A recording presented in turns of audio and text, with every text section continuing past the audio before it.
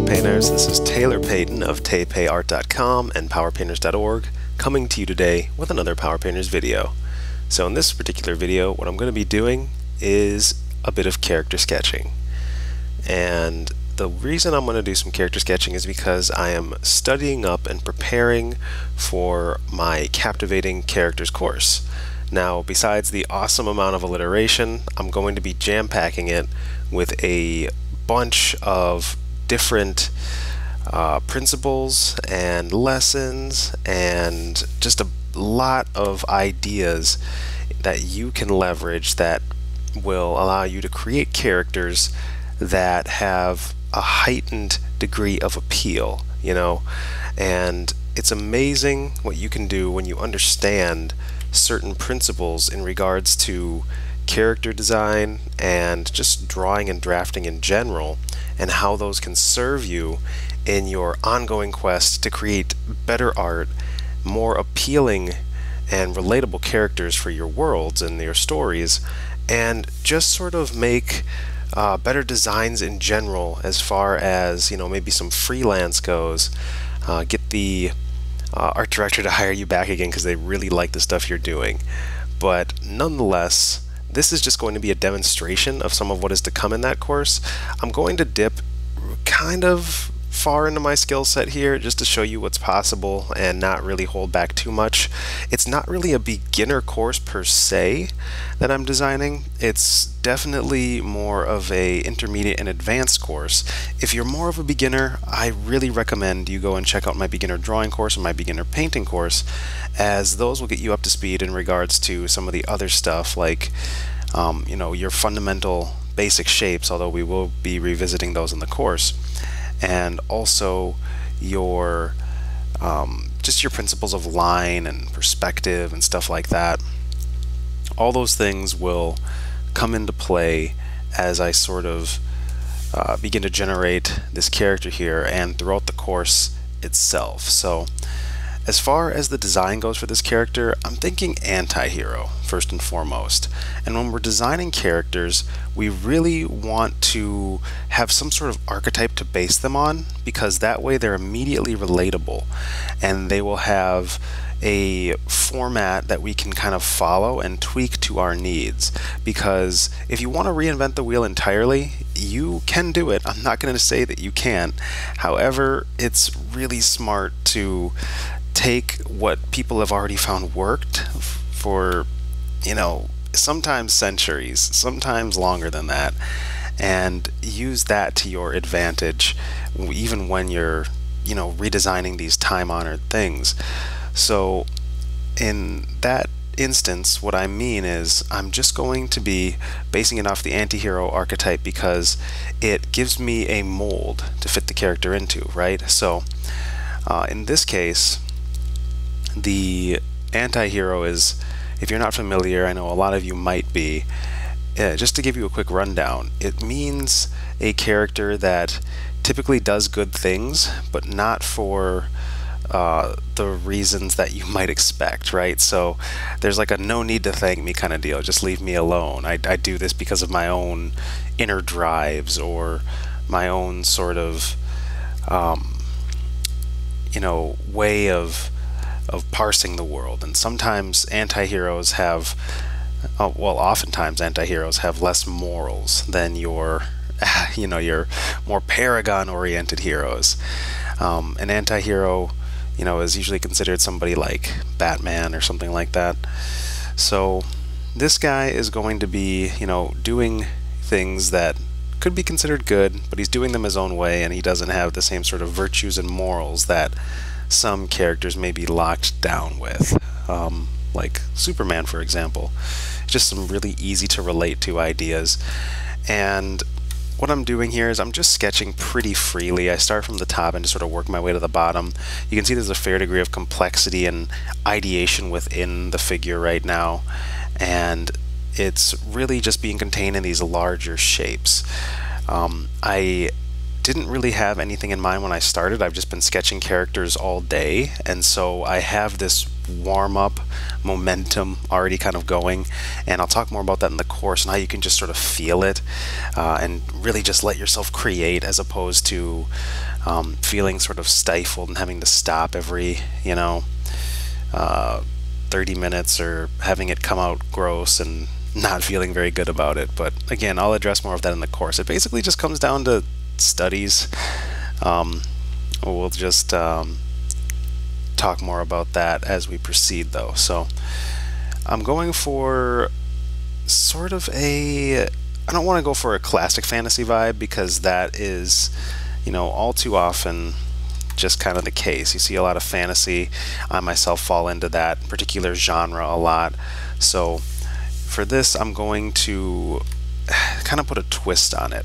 I really like some of the shapes and designs of fantasy armor, but I'm going to have a much more sci-fi renegade type anti-hero. So let's for a minute imagine the world that this character comes from, because that's also a really helpful exercise that you can do.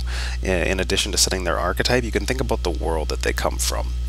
And I am going to picture this particular character's world as one where the strong typically survive and thrive, and the weak are cast away into the worst echelons of the planet. Maybe they have to go underground, and there are several different layers, and the surface is the most ideal, and the weaker ones are cast downward because of their caste into the bowels of the planet. And the weaker you are, the closer to the conditions of the planet that are less desirable you have to live, which is sort of oxymoronic, right? Like, you'd think that the nicer conditions would make other characters soft and weak, but in this case, you're cast down to the center of the planet simply because it will either eliminate them or strengthen them and force them to climb to the surface, wherein they can challenge somebody and maybe win their surface freedom. And this character, he is against that system. I'm going to say it's because, maybe his parents or he were considered weak at one point and were born beneath the surface, and so the status quo is keeping people down, keeping people beneath their potential, or forcing them to die in the darker parts of the planet. And he, having climbed up and out and escaped the system somehow, is now fighting guards and the sort of autocratic, broken status quo. So in order to do that, you sort of have to have a different perspective on everything, and that's going to inform his design. And as far as that goes, I'm going to create some asymmetrical portions as well as some symmetrical portions. Now, in the course, I'm going to talk way more at length about design principles like that and how you can apply them to your figures. But as far as the sci-fi elements go, those are going to be coming in probably via the some of the hairstyle and the insignia, and maybe the colors. We'll see. One thing I'm thinking about right now and really considering is the pose. So whenever you're generating a pose that is, mostly meant to be design oriented, you really have to think about whether or not you want things to overlap. And the reason for that is because if things are overlapping, you're not going to get a good read on the silhouette, and therefore a huge part of the design is going to be lost. So when you're designing your characters, especially for the first few times before you put them into whatever intellectual property you're going to put them into, or if you're working freelance, the art director doesn't get upset at you.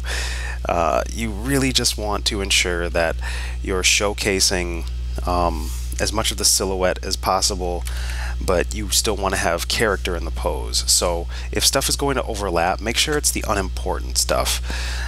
Like knowing the shapes that make up the arm, that's pretty important. So I'm going to leave some negative space right here so that I can actually showcase that element. I'm also going to save this character demo. I don't know how far I'm going to take him, just because I am kind of making this dude up on the fly while I'm talking about these principles. But that being said, you may find him returning later in the course with more alterations and ideations. So this is going to be sort of a semi full body type deal. This is mostly about his kind of attitude and his expression. You know, it's not as much about the orthographic design. Orthographic designs being those turnaround style sheets where, you know, your character is just kind of standing there. Sometimes it's the T-pose. Usually that is more of a 3D thing though. In a lot of concept art, I'm sure you've seen, it's more of like your basic standing figure, just sort of having enough negative space to show the elements. It's not really about the pose or a lot of character. It's mostly about making the design so appealing that even though the pose is sort of boring, you really get an excited feeling about some of the elements that you would find in the design of the character. So it's a pretty basic kind of deal where you draw the front, you line that up, and you draw the side, and then, you know, maybe you draw the 3/4 as well. But in the side, you probably just take the arm off for one side, unless it's asymmetrical like in this case. You would just flip it and redraw everything on the other side as it's designed. So the front is the guide point, and then on the other side you'll have the other items. It's way easier to do this with a symmetrical character, you know, one with a more standard uniform, because you'll have less work, less redrawing to do. But since you like to draw, that shouldn't be a problem, right? I'm just kidding. But either way, we really should be efficient when we can, just because there's always more drawing to do. So, you know, you got your both sides of the character, you know, your front, you got your side, and let's just call this the right side. So side R, side L, and then you would have probably the back. But again, the 3/4 isn't always necessary, especially if you got both of the sides going. So this would just be the back one. Sketch that out real quick.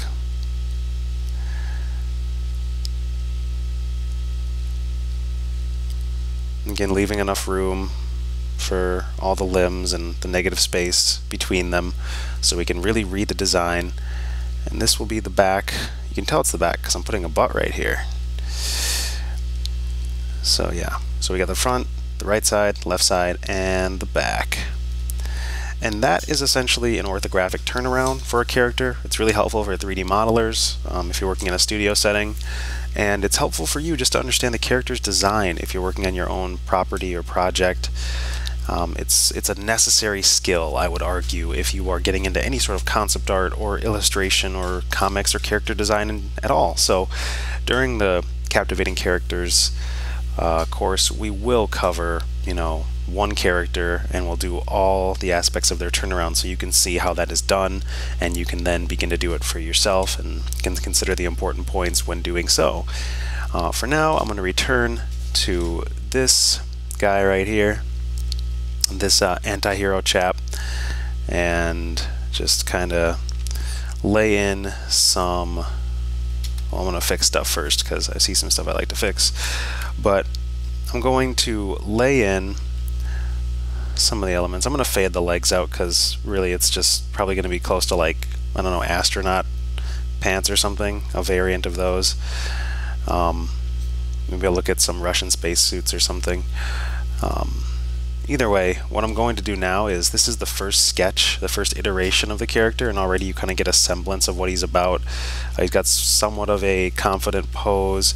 There are interesting elements overlapping the clothing, and it's, you know, it's fairly fantasy inspired, but if I use the right insignias, you know, very vector graphics, some chevrons, you can really easily create a very sci-fi feeling. So it can be really fun to design even just little graphical elements and to sketch those and apply them to the character.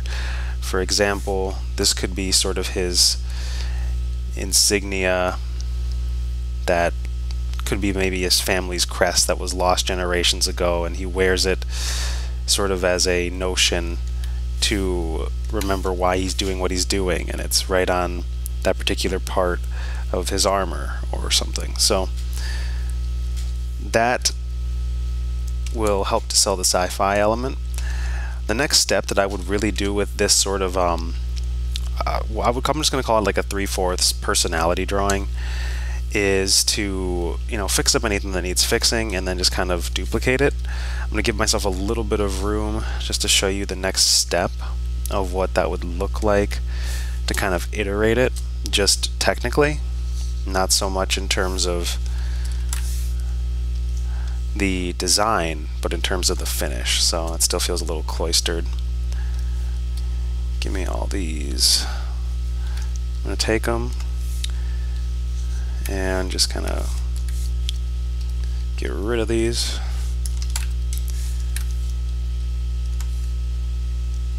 Put them on their own layer. And then we'll start to assign some quick values to this dude right here. So basically, I'm going to flip the canvas just so I can look at it from another perspective.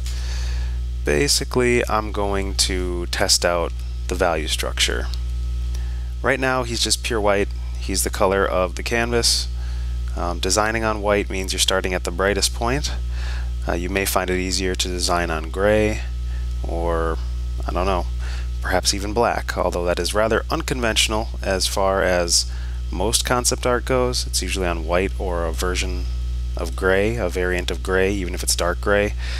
I wouldn't recommend designing on black unless you're really going for a very specific feeling. It's a very crushed value scheme, and when we're talking about design, we want things to be visible, and black in art infers the absence of light. So visibility and light sort of coincide. They kind of go hand in hand. So you might want to consider using more of a gray or a white. Anyway, now that I have filled that space with a value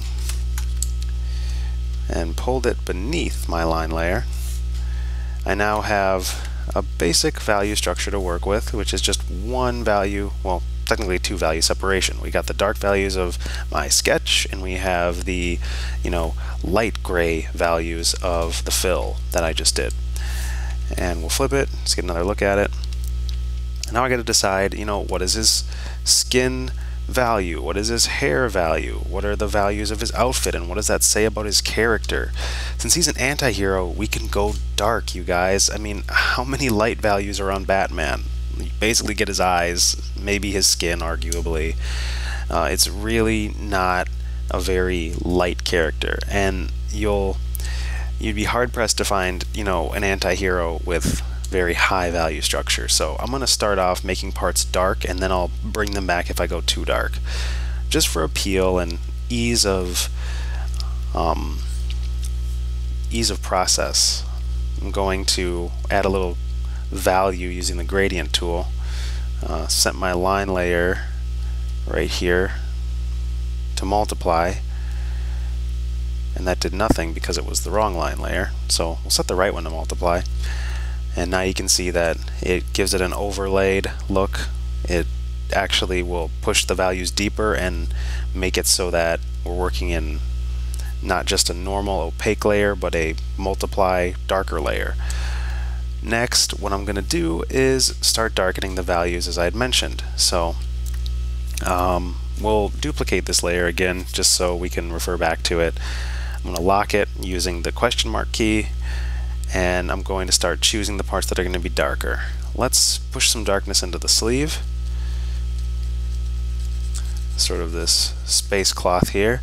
And even as I'm partitioning off these various areas, what I want to be considerate of is if I create any interesting shapes that help break it up.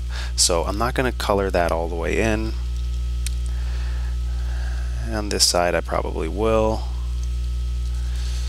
So now we have darkened the sleeves. Already in the thumbnail you can see that changes the design. Maybe some of the collar portions are darker.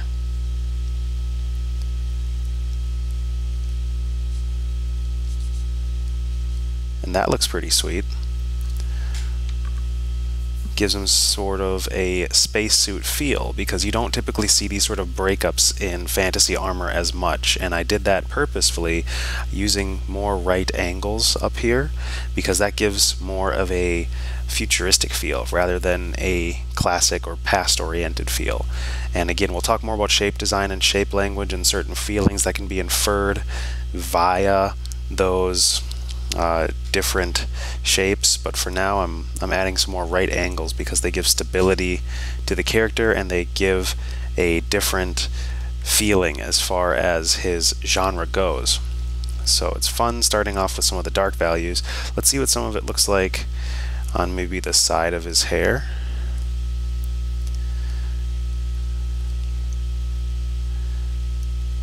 I'm just going to keep darkening parts and maybe I'll leave some of them lighter. He's got like a fiery front part, because that can be, you know, part of his character design. You can imbue little elements and ideas and symbols. For example, you know, fire. It has a certain shape. It has a distinct kind of shape that it takes on as it's licking it at whatever it's burning, or you know, what have you. So if I keep this part lighter, it's like part of it is sort of on fire. It's sort of inflamed, and well, I mean, inflamed is sort of a gross word because of the medical connotation, but you get the point. Basically, it allows me to have a distinct value separation and give the idea that there's light. You know, light values always infer more light, whereas dark values always infer more shadow. So, you know, this could mean like when he emerged to the surface and the first part of his hair got touched by the sun and maybe changed color. There could be sort of an interesting element in the world where, you know, things lighten up once the sun in that universe actually touches them, and that could have other connotations for the world and ideas therein. So I'm going to leave it like that because I enjoy it, and just for some of the value or design elements that I had previously mentioned. So already we have some interesting value structures going on. Let's see if we can add one or two more smaller dark parts just to break up a lot of these interesting forms. So I can pull out the belt part that's a little high on the waist. Let's try that again, sort of across this section. Because you can mess up the proportions pretty easily by adding a different value distinction, because it's going to change the way that the clothing fits on the body and thus makes the body look different proportionally. If you wear certain clothes, your body will look different than if you wear other clothes, because you're downplaying elements and you are, you know, playing certain elements up. So if you wear a really high-waisted belt, that's going to look that's going to look different as opposed to a lower one, a lower-waisted belt. So I think that's good for adding the dark stuff, and I'm sort of downplaying everything that's going on down here just because it's more of a character sort of profile, not a side profile, but more of just like a here's his attitude kind of deal. So let's see, let's try to bring some of the light values in now. So they were at like 70 for the mid values, which is a good place to start. They're more neutral feeling. Let's bring some lighter stuff in. We could add even more lightness to that hair part that I left open. And that creates a pretty nice focal point, points you to his face. Can obviously lighten up the eyes. Even though those are just sketched in and inferred, I'm basically just adding super simple value separations to a fairly detailed but very rough sketch. Next, what other parts can be lighter? Some of his insignia bandings on his arms. If we want to rock some of the asymmetry, we can, you know, do 2 on one side and just 1 on the other. And we can sanction off some parts of the gloves, so that has a lighter feeling to it. And I'll be sure to contour the form downward as to sort of play with the perspective a little more, play along with, rather. And I'm gonna remove some of the shading so I can get a better idea of his chin. There we go. And the ear, let's darken up the eyebrow, darken up the eyes a little bit.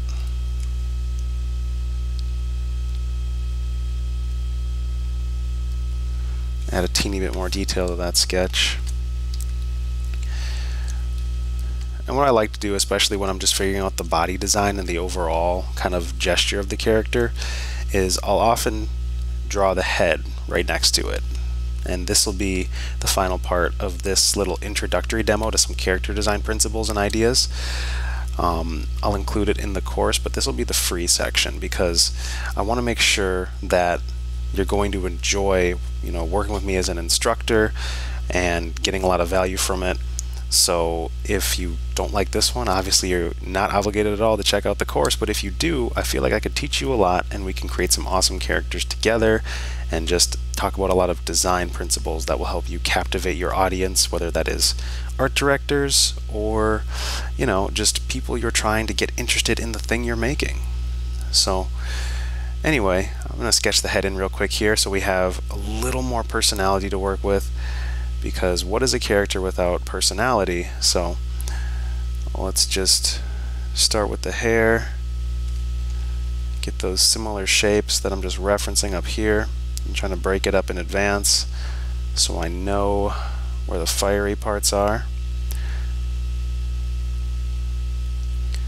And then work my way to the skull.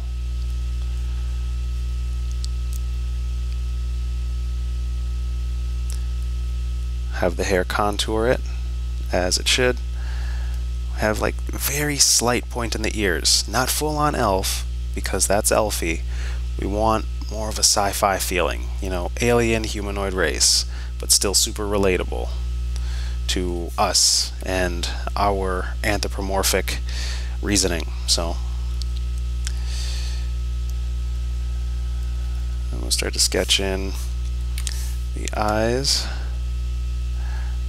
I want him to have kind of steely and intense eyes. He knows his mission, he knows the suffering that he's been through, his dark past, as per his anti-hero archetype. Oh boy, I cannot wait to talk more about archetypes with you and how you can start weaving your own characters around them. That's going to be excellent. So, oftentimes they have a more tired look to them. Maybe they don't sleep too well. Maybe they're just always fighting. Work the eyebrows in. Sort of partition and demarcate some of those areas of the face. Try and get the proper nose shape. Flip and check. You know the drill.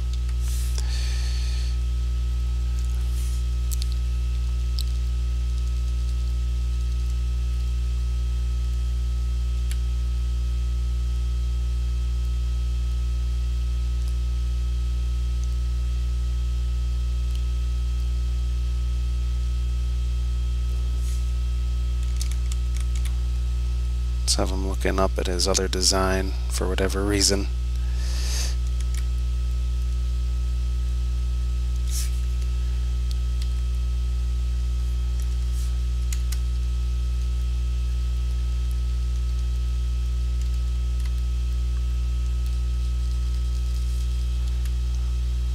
Gonna reshape the contour of the face to be a little more in alignment with what I have up there. Up here, it's more of a downward angle on him, and this will be a little more straight on. So this goes back to sort of shape language, anatomy, just sort of understanding how to rotate stuff.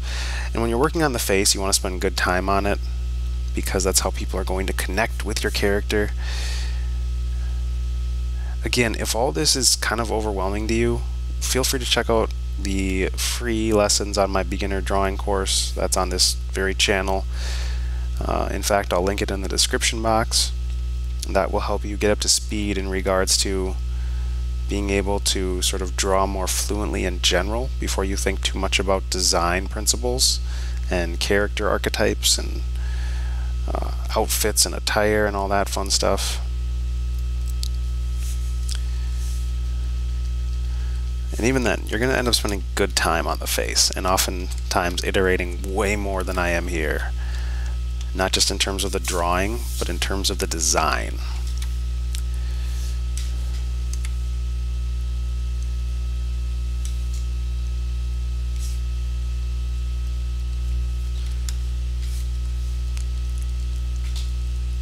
It can be tricky to capture in more detail a very loose sketch and a very loose character, so I'm really taking my time here.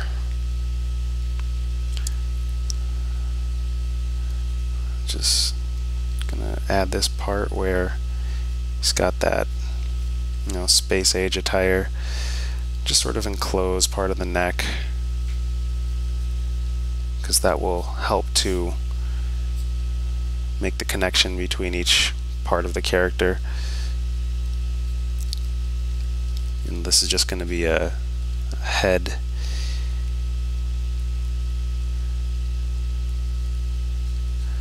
A good sideburn in there. Square shaped, again, 90 degrees.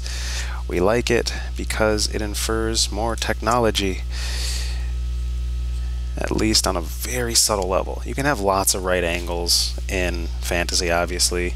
This stuff is all very situational and relative to everything else around it.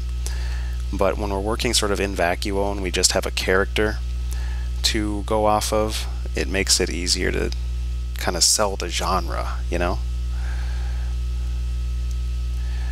Alright, so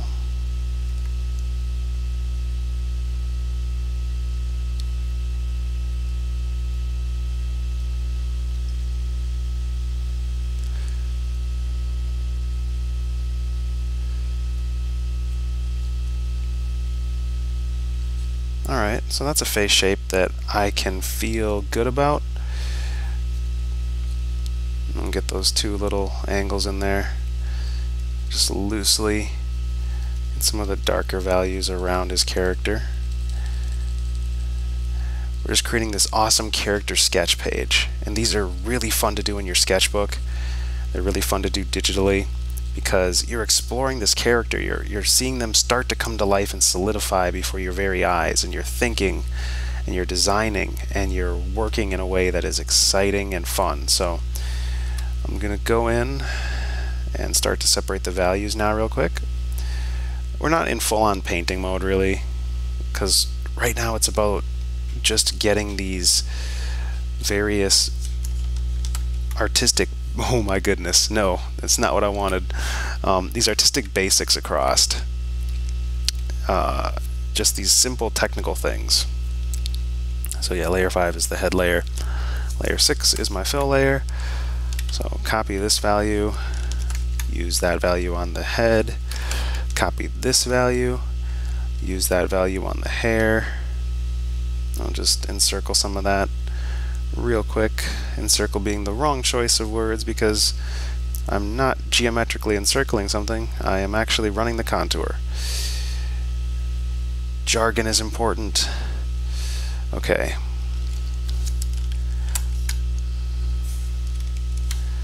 So already I can see that shape is off in contrast to the one up here. We have a much squarer edge at the fringe of the head here. So I'm gonna follow that. I'm gonna square that off because it was overlapping a little too much. Gives them more of a wilder look. Not what I'm going for in this instance. So just to give a little more texture, I'm gonna color this manually. Please bear with me. We may or may not cut around this part.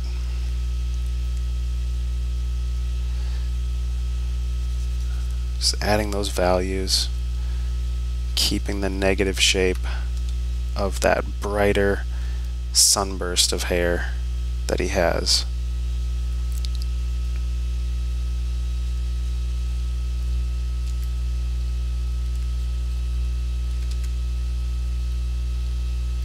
Adding light shading, just to distinguish the features a little bit more.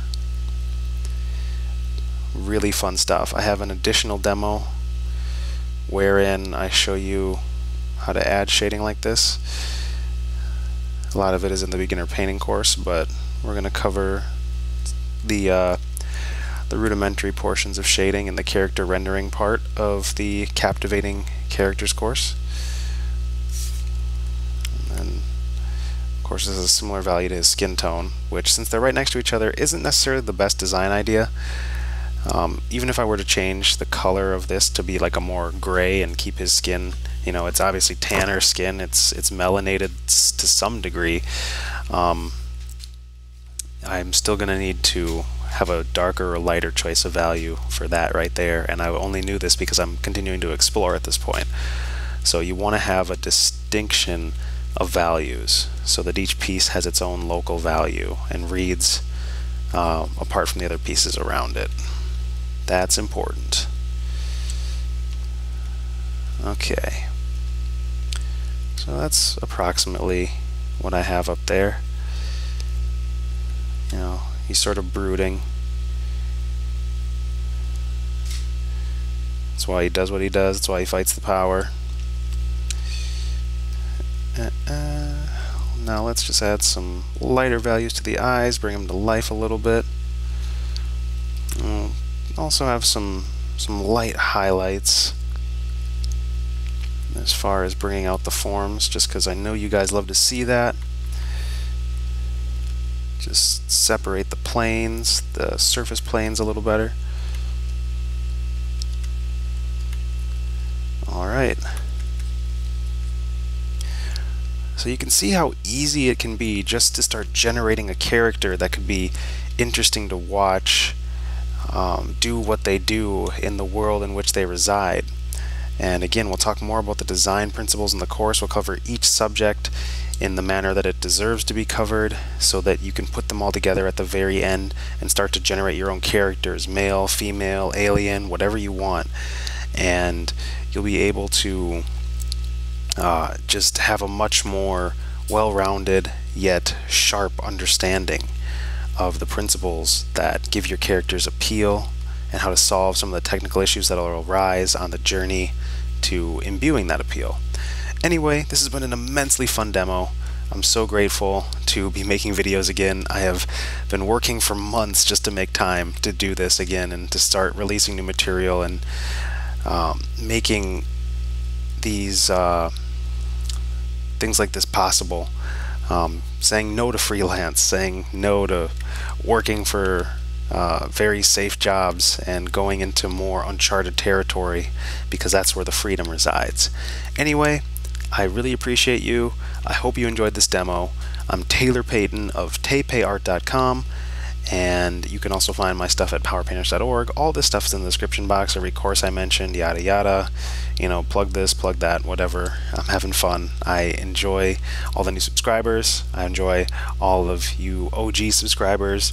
Much love, and I'll see you in future videos. Probably some more character design oriented stuff. Take care, and happy painting.